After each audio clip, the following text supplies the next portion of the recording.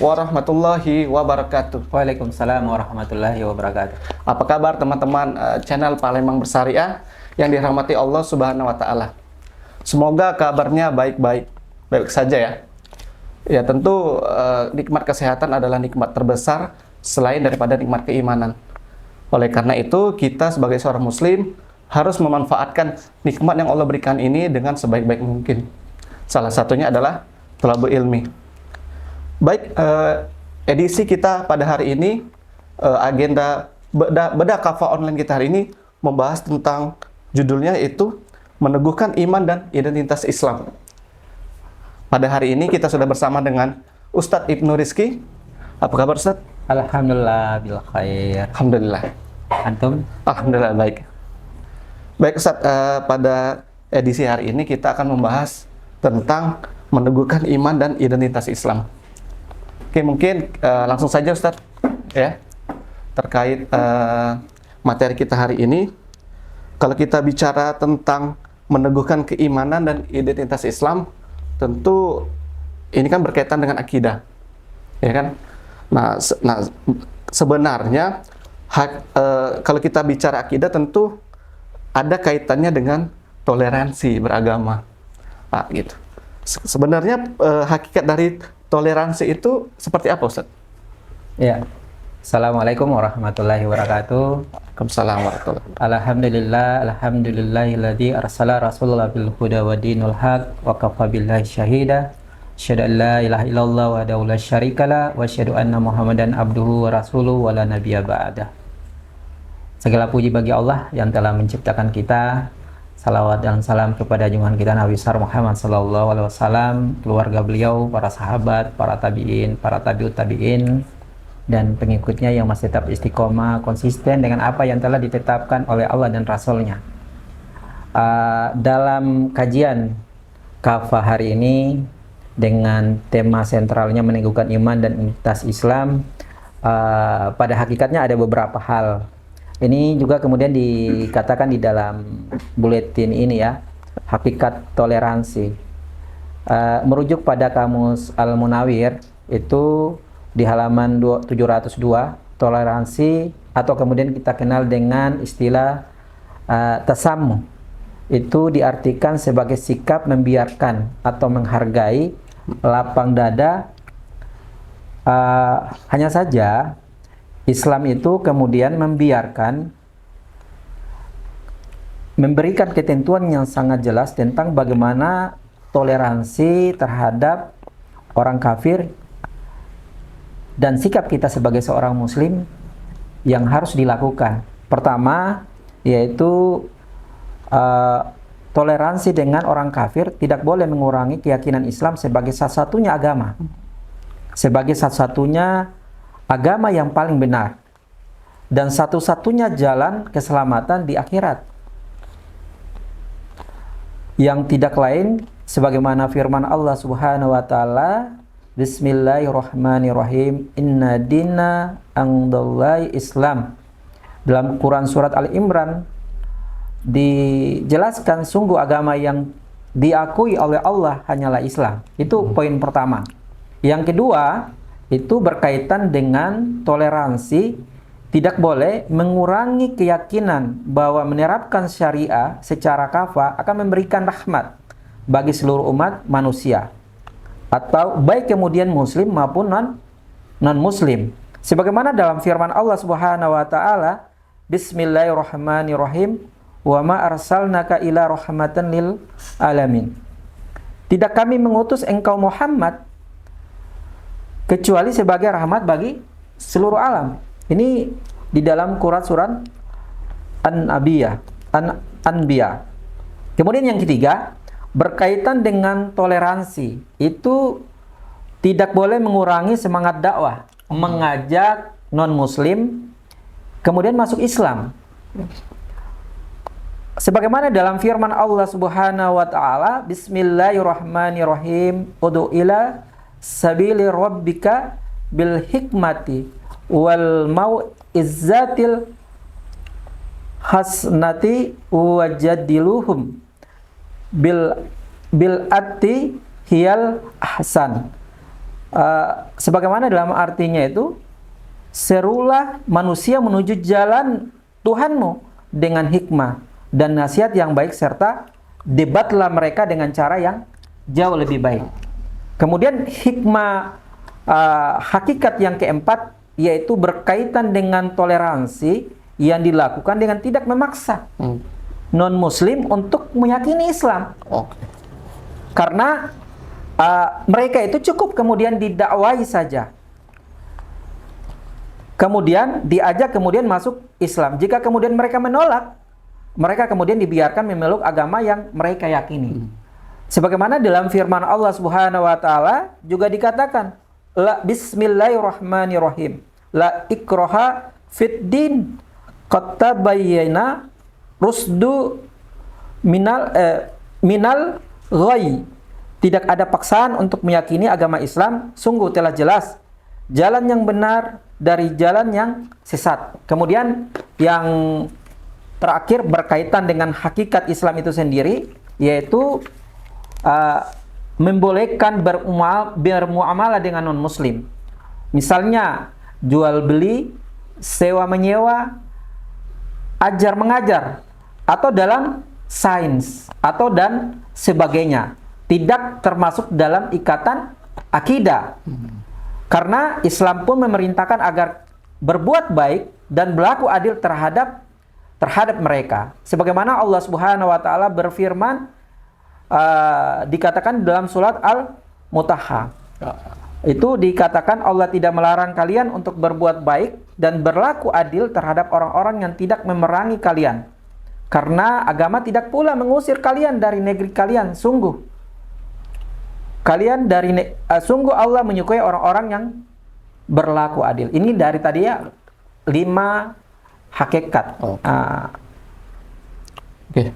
Baik, menarik Ustaz. Jadi terkait hakikat toleransi itu sendiri, tadi di awal Ustaz sampaikan bahwa toleransi itu adalah membiarkan, gitu kan? Membiarkan istilahnya mereka kemudian merayakan. Kemudian artinya di sini kita tidak boleh berpartisipasi ya, bisa kita bilangnya seperti itu kan, membiarkan, tapi bukan berarti tadi seperti yang pada hakikat pertama di mana tidak boleh mengurangi keyakinan Islam itu sendiri di kita. Artinya kan ya membiarkan saja gitu kan. Nah, ini yang ingin saya tanyakan, bagaimana menurut Ustaz sendiri gitu kan terkait pendapat sebagian mungkin ya segolongan kecil lah ya, orang-orang yang kemudian menjadikan ikut merayakan perayaan agama orang lain itu menjadi tolak ukur, istilahnya seberapa jauh sih umat Islam itu toleran gitu, bersikap toleran. Ya, dalam pandangan saya, kita menghormati umat beragama itu bagian dari toleransi, tetapi tidak kemudian ikut serta dalam melakukan aktivitasnya. Dalam pandangan kita dan pandangan agama kita jelas, dalam aktivitasnya haram. Jelas. Kemudian ini ada kisah. Dalilnya apa? Jadi ada kisah para sahabat Rasul dulu ya, di masa jahiliyah, ketika kemudian Islam itu datang, Rasul itu kemudian ditawarkan. Ditawarkan, ini misalnya di dalam kisah itu Walid bin Mughirah, kemudian ada juga As bin Wail, kemudian ada Aswad ibnu Al-Muttalib, dan ada Umayyah bin Khalaf. Jadi dalam kisah itu kemudian ada tawaran untuk kepada umat Islam, yang diberikan tawaran itu kepada Rasul. Bagaimana jikalau kemudian engkau sepekan engkau mengikuti agama kami, sepekan kami mengikuti agama. Tapi sikap yang dilakukan oleh Rasulullah SAW itu menolak. Tidak ada pilihan. Karena memang dalam pandangan syariat, Islam itu adalah agama yang memang dituntun oleh Allah Subhanahu wa taala tanpa kecuali. Tidak ada kompromi sama sekali. Berkaitan dengan agama kalian ya silakan, nggak apa-apa. Berkaitan dengan agama kami ya tidak mengaitkan gitu. Adapun berkaitan dengan misalnya ada ibadah-ibadah yang kemudian sifatnya ritual ya silakan. Kita juga sebagai seorang muslim tidak mempermasalahkan. Tapi ikut serta dalam merayakan, mengucapkan, itu jelas sikap kita. Bahkan di dalam beberapa fatwa yang kemudian kita mungkin kurun waktu dulu pernah disampaikan haram merayakan aktivitas yang kemudian dilakukan oleh non muslim, tapi menghargai silakan, tidak mempermasalahkan. Kemudian juga kemudian dijelaskan ya di sini berkaitan dengan turunnya Quran surat Al-Kafirun yang menolak keras toleransi semacam ini, sebagaimana dijelaskan itu dalam kitab tafsirnya Al-Jamil lil Ahkam Al-Quran, itu dalam karangan Imam Al-Qurtubi. Itu saya pikir jelas penyampaiannya. Jadi boleh secara ini silakan mereka merayakan, tapi kita tidak punya andil dalam ikut serta. Oh, berarti di zaman Rasul pun sebenarnya sudah terjadi kasus seperti ini, dan Rasul langsung mencontohkan sikapnya seperti apa gitu ya. Menolak. Berarti memang harus tegas gitu ya, kita menolak untuk ikut campur ataupun tadi berpartisipasi untuk merayakan gitu kan. Kalau misalnya menurut Ustaz juga nih, bagaimana hukum ya? Tadi kan istilahnya merayakan gitu kan, tapi ada orang yang berpendapat bahwa saya ini sebenarnya nggak merayakan, tapi di sini kan contoh nih Natal, ya kan? Natal itu kan jadi ada sebagian dari kita yang muslimin yang menganggap bahwa ya Natal itu ya Nabi Isa, artinya kita merayakan lahirnya Nabi Isa, gitu.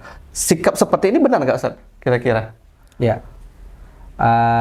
ini dalam pandangan kita sebagai seorang muslim, kita meyakini bahwasanya Isa itu adalah Nabi yang diutus oleh Allah seperti itu, dan memiliki kitab yang diturunkan berupa Injil. Kita meyakini perkara itu. Dalam keyakinan kita, kalau seandainya kemudian kita mengingkari, berarti kita di luar dalam konteks Islam. Berarti sebagai muslim memang kita meyakini Nabi Isa sebagai utusan dari Allah sendiri ya Ustaz? Kita meyakini tentang kenabian beliau, karena memang di dalam kitab kita juga itu tertuang sebagaimana dalam makna ya, dikatakan bahwasanya tentang keberadaan Isa datangnya, itu kan di dalam surat Al-Imran dikatakan Bismillahirrahmanirrahim, inna masala Isa indallahi kamasali Adam. Sungguh penciptaan Isa di sisi Allah adalah seperti penciptaan Adam. Di Al-Quran surat Al-Imran ayat 59. Jadi kata-kata bagi Allah Subhanahu wa taala menciptakan manusia tanpa ayah ibu seperti Nabi Adam itu sangat mudah apabila sekadar menciptakan manusia dari seorang ibu tanpa ayah seperti Nabi Isa. Karena seperti bahasanya dikatakan Nabi Isa itu punya anak, atau kemudian dia pengakuan sebagai Tuhan, itu kan juga ditunding oleh Al-Quran itu sendiri. Ditolak di Al-Quran itu ya Ustaz ya. Sebagaimana juga kan dikatakan ya, saya mengutip ini dalam surat Al-Maidah ayat 72, Bismillahirrahmanirrahim, laqad kafara alladziina qalu innallaha huwal masihu abna Maryam wa qala al-masihu ya bani Israila atbudullaha rabbi wa rabbakum. Sungguh telah kafir seorang yang berkata sungguh Allah adalah Al-Masih putra Maryam. Ini kata Al-Quran. Padahal Al-Masih sendiri itu berkata, hai Bani Israel, sembahlah Al-Quran Tuhanku dan Tuhanmu.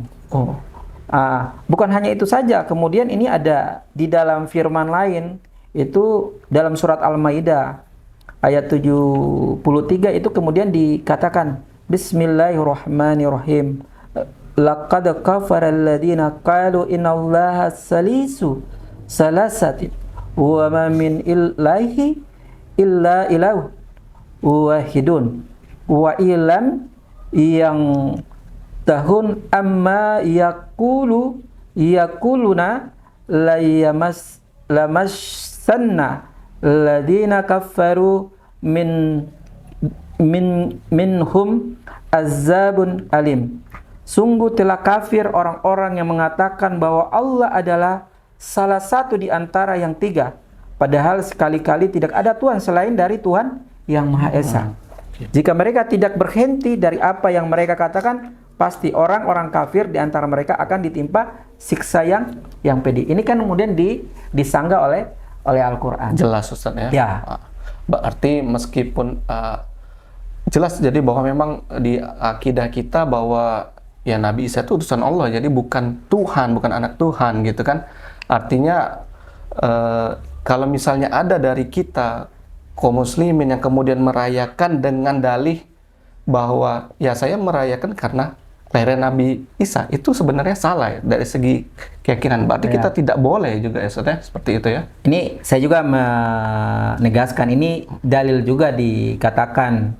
Artinya kita sebagai seorang muslim harusnya memiliki sebuah konsep sendiri. Terlepas kemudian agama lain di luar daripada Islam itu terserah. Tapi bagian dari akidah itu kita harus yakin. Sebagaimana mungkin di dalam firman Allah Subhanahu wa taala di dalam Quran surat Al-Maryam ini dikatakan bismillahirrahmanirrahim.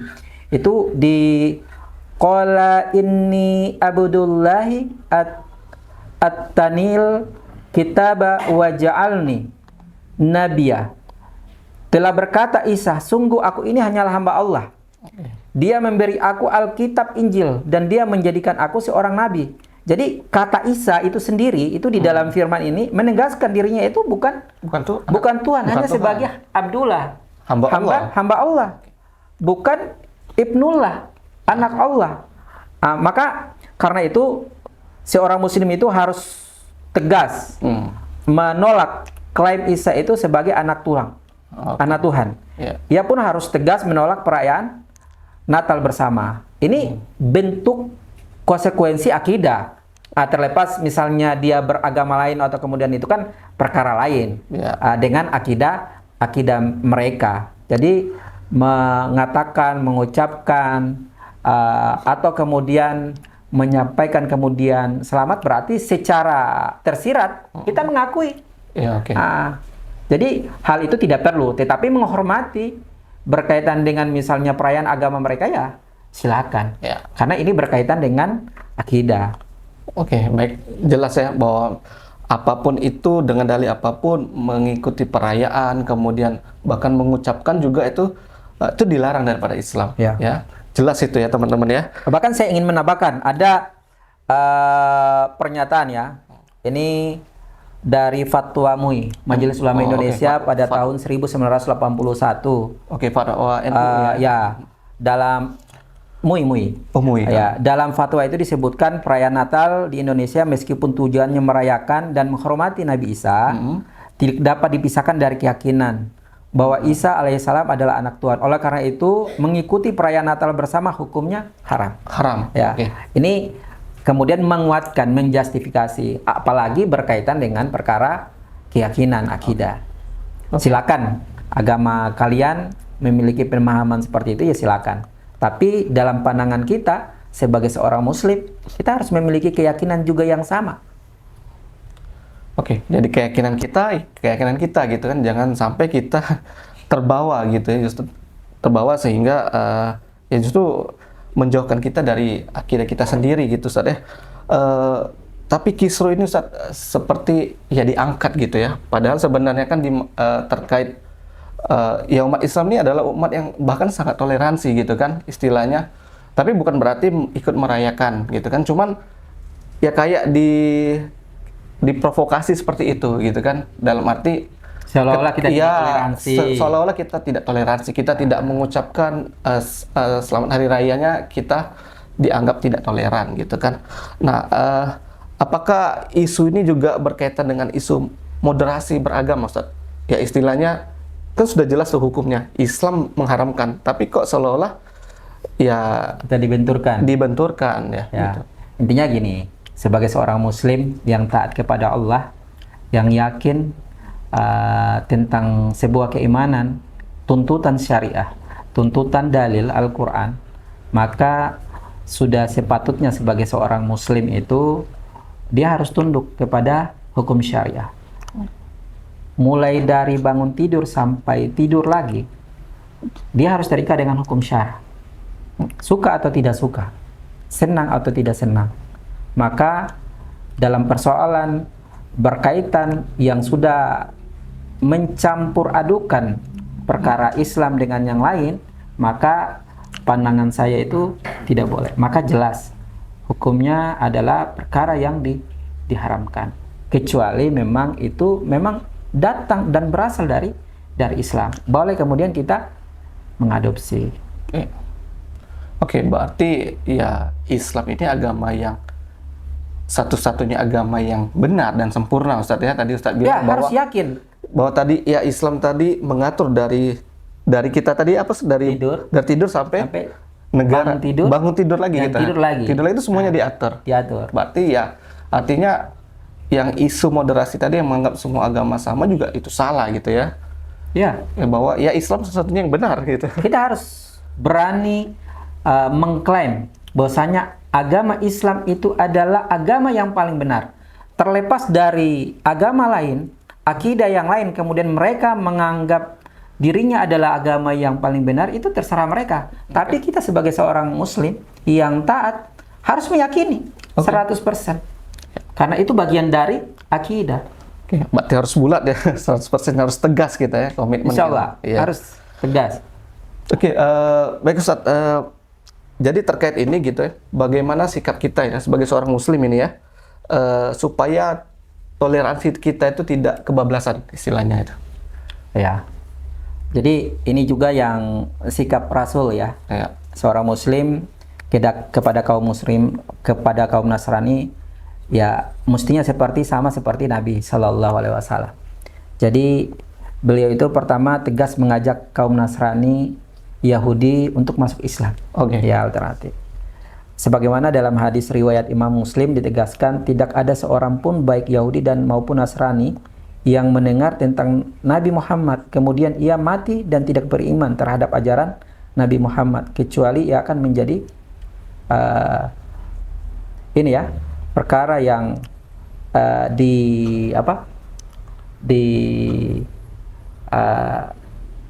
perkara yang lain ya, seperti itu. Maksudnya di luar dari perkara Islam. Sebagaimana juga dalam hadis riwayat Imam Al-Bukhari juga disebutkan, Nabi Muhammad SAW pernah mengirimkan surat antara lain kepada Kaisar Heraklius, Raja Romawi yang beragama Nasrani, juga Kisra Persia yang beragama Majusi, agar kemudian mereka masuk ke dalam Islam. Baik, menarik ya, justru toleransi yang dilakukan daripada Islam itu sebenarnya selain membiarkan juga kita mendakwakan ya. Mendakwakan Islam gitu kan. Bukan hanya sekedar kemudian membiarkan saja. Justru dan ini ditunjukkan oleh Rasul ya. Tadi Rasul bagaimana Ustaz bilang tadi bahwa Rasul menyampaikan dakwah Islam ke Heraklius, kemudian ke Persia ya. Kisra. Jadi bukan berarti membiarkan saja gitu ya. Tapi tetap aktivitas dakwah tetap dijalankan.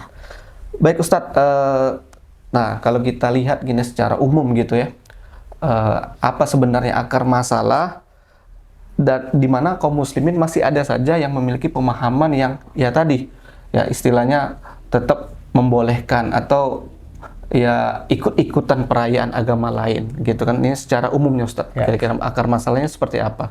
Ya, karena Islam itu tidak dihadirkan pada diri seorang muslim. Seperti itu. Kalau seandainya kemudian Islam itu dihadirkan sebagai identitas dia sebagai seorang muslim, insya Allah. Makanya itu ada di dalam kitab lain yang berkaitan dengan pembahasan lain ya, berupa saksiyah. Saksiyah muslim itu kan dia harusnya terdiri dari dua hal, akliyah dan nafsiyah. Akliyah itu adalah proses berpikir yang bisa jadi berasal dari yang lain atau kemudian berasal dari Islam. Sementara nafsiyah juga pun sama. Perbuatan yang kemudian dilakukan bagi seorang muslim yang dihasilkan dari hasil pemikiran. Dalam konsep ini bisa jadi kemudian akliyahnya dia akliyah Islamiyah, tapi perbuatannya tidak Islami. Maka menghasilkan saksiyah, sikap, pola karakter yang kemudian tidak Islami. Atau kemudian bisa jadi terbalik. Nafsiyahnya Islami, pola pikirnya yang tidak Islami. Jadi karakternya bisa jadi kemudian tidak Islami. Jadi yang paling mendasar sih sebenarnya dalam pandangan kita, bagaimana kemudian kita mengadopsi dalam kerangka berpikir kita membangun semuanya itu harus berasal dari Islam. Tidak boleh berasal dari luar Islam, karena Islam itu khas. Yang akliyah sama nafsiyah tadi ya? Akliyah dan nafsiyah tadi. Makanya dalam pandangan saya yang menjadi latar belakang kenapa orang-orang kemudian itu banyak melakukan penyimpangan, itu karena tadi. Mereka tidak menjadikan landasan atau poros hidup itu, Islam itu adalah solusi alternatif untuk menyelesaikan persoalan hidupnya. Oke. Itu yang paling mendasar. Oh, jadi akar masalahnya itu tadi Ustaz ya, di mana Islam itu tidak menjadikan, ya istilahnya sederhananya tidak menjadikan pemahaman dia dalam aktivitas dia sehari-hari gitu ya Ustaz ya. Berarti tadi ya teman-teman, dari akliyah dan nafsiyah itu harus benar-benar Islam gitu ya. Oke, ini yang terakhir nih Ustaz ya. Apa tips nih dari Ustadz supaya umat Islam ini tetap teguh ya memegang keimanannya dan juga identitas keislamannya di tengah ya kondisi seperti ini yang luar biasa rusak gitu ya? Ya, saya ingin mengutip firman Allah Subhanahu Wa Taala dalam Quran surat Al-Baqarah ayat 2. Bismillahirrahmanirrahim. Ya ayyuhalladzina amanu udkhulul fil silmi kafa wa la tattabi'u khutuwatis syaitan innahu lakum aduwwun mubin. Di mana di dalam Quran surat Al-Baqarah ayat 208 dikatakan, wahai orang-orang yang beriman, masuklah ke dalam Islam secara menyeluruh dan janganlah ikut langkah-langkah setan. Sungguh yang musuh yang nyata bagi kalian. Kemudian dalam firman lain di dalam Quran surat Al-Baqarah itu Bismillahirrahmanirrahim, wala talbisul haqqa bil batili wa taqtumul haqqa wa antum ta'lamun. Janganlah kalian mencampur adukan kebenaran dan kebatilan. Jangan pula kalian menyembunyikan kebenaran padahal kalian tahu. Ini di dalam pendapat Imam Al-Qurtubi di dalam kitab tafsirnya Al-Jami' lil Ahkam Al-Quran. Ayat ini memerintahkan semua umat manusia, kemudian muslim ataupun non-muslim, untuk masuk Islam secara kafah. Secara kafah itu tidak boleh kemudian mengambil sebagian dan meninggalkan sebagian yang lain. Oh, menyeluruh. Menyeluruh. Menurut Imam Al-Qurtubi, makna kafah di dalam ayat ini pertama menyeluruh, yakni meliputi seluruh ajaran Islam. Yang kedua, menolak yang lain di luar daripada Islam.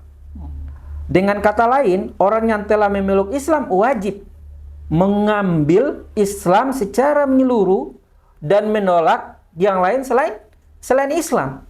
Itu baru disebut Islam secara kafah.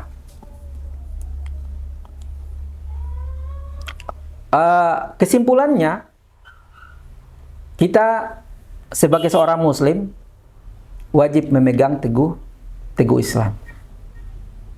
Haram bagi yang meninggalkan keyakinan Islamnya, dan juga haram meninggalkan identitas keislamannya.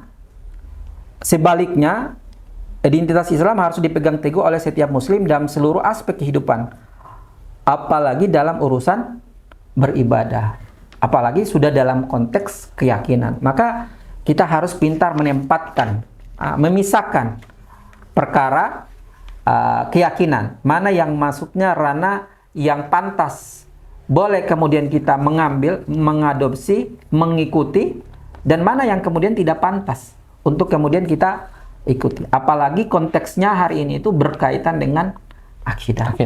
Terserah agama kalian agama kalian. Tapi bagi kita Muslim harus memiliki keyakinan bahwa agama kita adalah agama yang paling benar. Terlepas juga dia mengklaim mereka itu adalah agama yang benar, itu perkara lain. Oke, baik Ustadz, menarik pembahasan kita. Mungkin untuk hari ini kita cukup sampai di sini. Nextnya nanti kita akan berbincang-bincang lagi Ustadz untuk di tema-tema berikutnya. Baik teman-teman sekalian, channel Palembang Bersyariah, bahwa kesimpulan dari pertemuan kita hari ini bahwa toleransi itu adalah cukup membiarkan, tidak ikut berpartisipasi dalam agenda perayaan mereka, agama lain gitu. Dan kita sebagai seorang muslim harus meneguhkan keimanan kita dan identitas keislaman kita dengan masuk ke dalam Islam secara kafah atau menyeluruh tadi, sehingga Islam itu benar-benar menjadi identitas kita gitu.